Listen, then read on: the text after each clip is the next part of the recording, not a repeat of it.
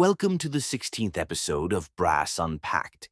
In a letter to one of his rivals, Isaac Newton once wrote that he was able to see further because he stood on the shoulders of giants. In other words, his own discoveries would never have been possible without the knowledge of those who came before him, the pioneers who paved the way.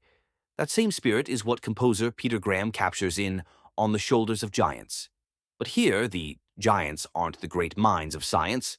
They're the masters of North American brass music, whose legacy still inspires and uplifts musicians today. The piece opens with a fanfare borrowed from the finale of Bruckner's Eighth Symphony, a nod to the mighty brass of the Chicago Symphony Orchestra. Under the remarkable influence of conductor Georg Solti, the orchestra developed a distinctive brass sound that reached its zenith in the German repertoire. The sheer power and brilliance of the brass section became legendary, and that unmistakable Chicago sound still echoes as one of the most iconic in the world of orchestral music.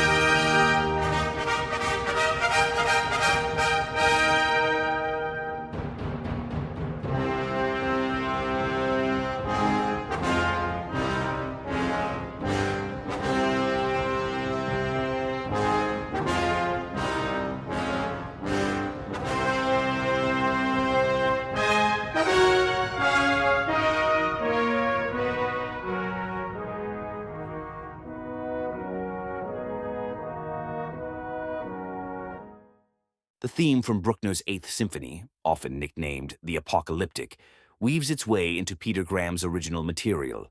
Within it, you can hear a pattern of long and short notes, like a coded cry for help, a musical "save me." This plea bursts into a brilliant virtuosic vivus passage, capturing all the tension, urgency, and restless energy of modern life, a reflection of the stress and frenzy that define our contemporary world.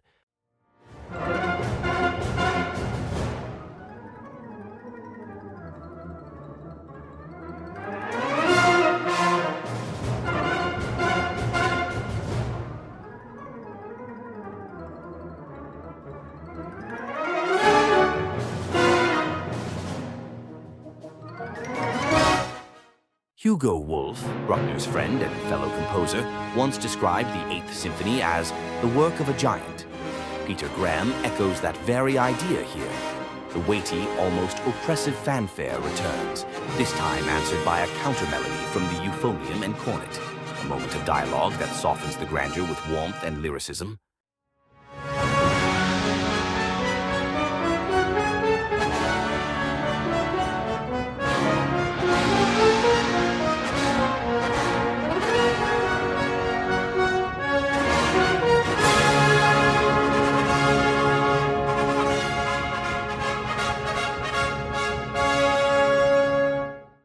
At the start of the second movement, another giant of American music steps into the spotlight, Miles Davis.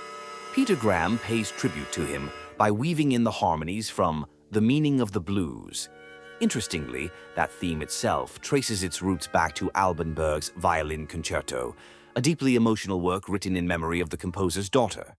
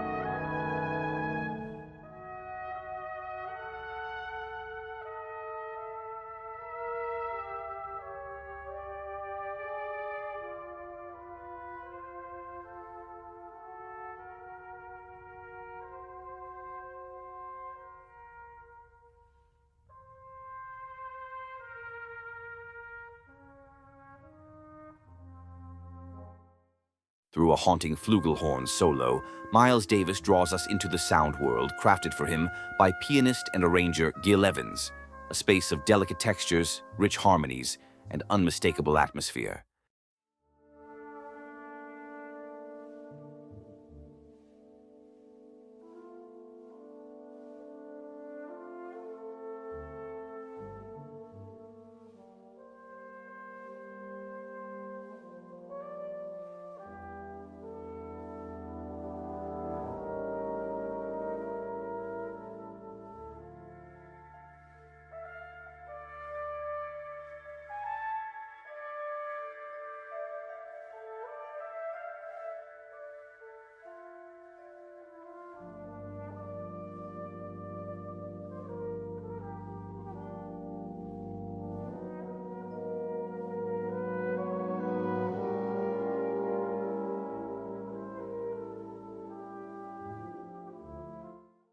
Then, another jazz legend joins the conversation, Tommy Dorsey, the master of the lyrical trombone, the man who brought true elegance and prestige to the instrument. He's celebrated here through a solo full of subtle shades and expressive phrasing, painted in the same blue tones as the flugelhorn before it. Together, the two voices intertwine, a dialogue between giants, echoing across time and style.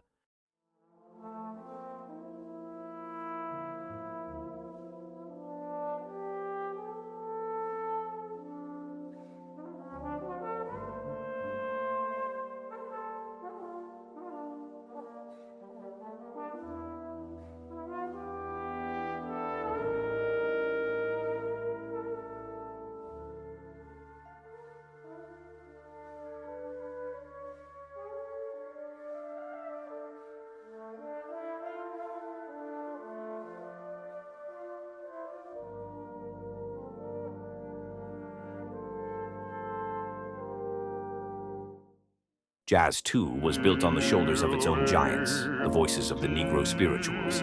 Peter Graham nods to that heritage at the end of the movement, weaving in a few notes from the spiritual "Steal Away."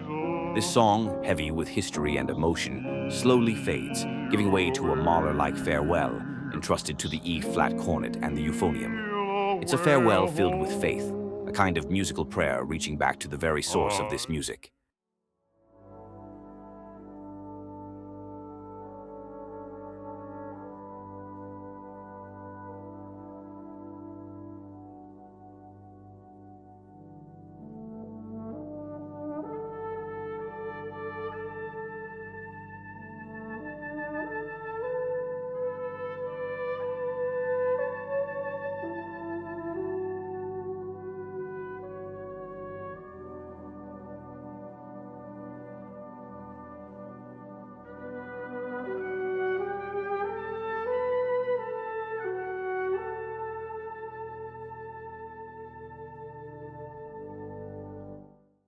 The third movement opens with the main theme, introduced by the alto and the euphonium, a tribute to the legacy of all those giants who emerged from American soil. It's music that mirrors the nation itself, a true melting pot where cultures meet, blend, and enrich one another, creating something greater than the sum of their parts.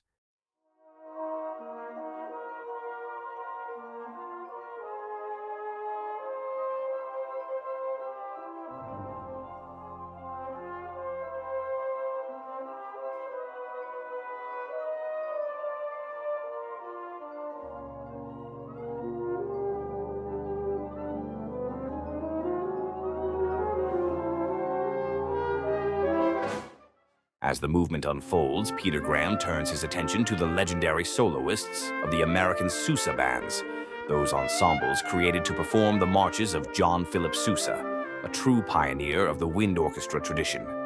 From one register to another, Graham sprinkles playful nods to the dazzling virtuosity of those early masters. The Southern Cross by Herbert Lincoln Clark for the cornet, and the Blue Bells of Scotland by Arthur Pryor for the trombone. Each reference is a salute to the golden age of America's great soloists, the giants whose brilliance helped shape the very identity of brass music.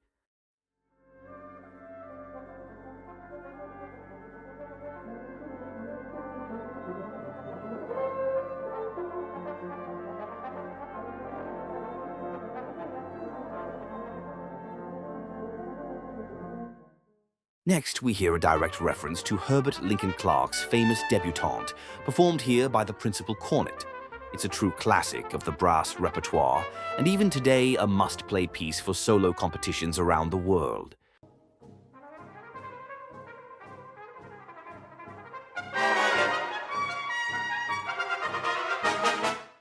Then come the dazzling pyrotechnics of Believe Me, if all those endearing young charms, made famous by the legendary Simone Mantia. It's a true fireworks display of virtuosity, sweeping the entire ensemble along in its wake. But beneath the brilliance lies a question, a quiet invitation to reflect on the future of this music and on the role of technical mastery when it risks becoming an end in itself.